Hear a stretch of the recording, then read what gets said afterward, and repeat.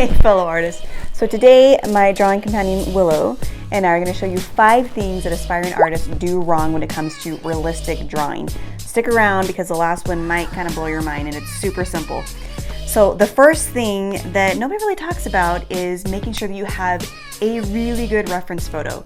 I've done commission portraits before, and back in the day people would give me a reference photo and it was blurry, it was grainy. As portrait artists, we can only draw really what we see, especially with something that you don't know. You can't just make up their features.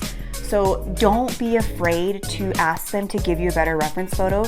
Just let them know, hey, I want this to turn out really, really well. Do you have another copy of it that maybe is a little bit better quality? Maybe another picture that you can send me?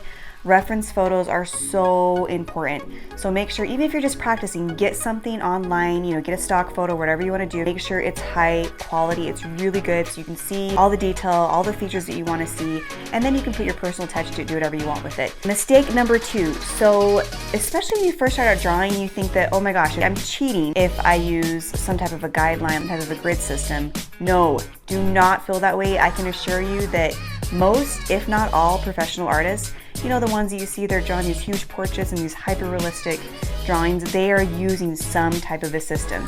Be it grid lines, sometimes they're using, this kind of blew my mind actually, projectors. They actually will trace the outline of whatever they're drawing and then they fill in all the details. So do not feel bad about it. I'm telling you, artists, we need to use guidelines. It helps our brains, it helps us with our proportions.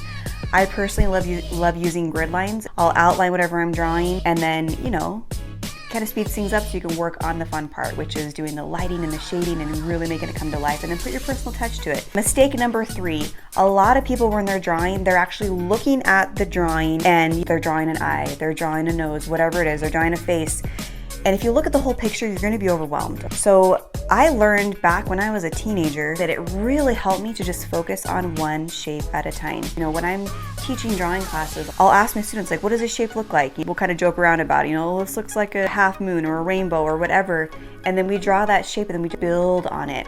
And then you get to the point where it looks like an eye or it looks like a nose or whatever you're drawing, and then you really get all the details in there. This will really help your brain so that it's not so overwhelmed. When I realized this little trick, it completely changed the whole game when it came to my drawings. Mistake number 4. So an aspiring artist, they expect and hope that their first realistic drawing is going to turn out amazingly well. Okay, I think that we all know that whenever we try something new, the first time we do it, we're probably gonna suck a little bit, okay? And that's okay. If I would have just given up when I first started drawing when I was just a little kid, I would not be where I'm at today. So it was something I had a passion for, I had the desire to do it, and I kept working at it. I kept playing with it rather. It's really more play than work. So dedicate 10 minutes a day. You'll see how much through the weeks, through the months, through the years, how much your drawings will improve. Just stick with it, have fun with it. Number 5, most people think that you have to be born with some special artistic talent in order to be a great artist. Okay, that is baloney. That is not true. My philosophy is if you have the desire within you, you're already an artist. You don't have to be born with some special talent. All that it is desire and consistency and just playing around with it, having fun, creating. So if you want to learn how to draw realistically, just do it. And the last tip, maybe some of you guys have heard this before, a lot of people do not know this little trick.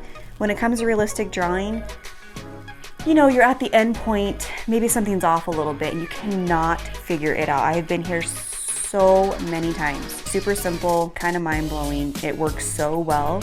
Just take your reference photo, take your drawing, flip them upside down, and compare them.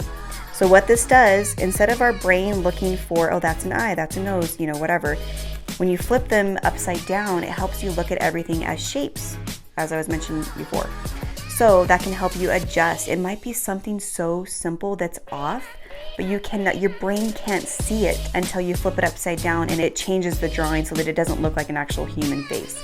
Breaks it down, you can look at it and adjust whatever you need to adjust within that. I hope that these 6 tips helped you. If you guys have any more tips or anything else that has helped you, post them in the comments below. If this brought value to you, please like, subscribe. I would love it. This helps me get more content out there. Never stop creating. I hope to see you in the next one.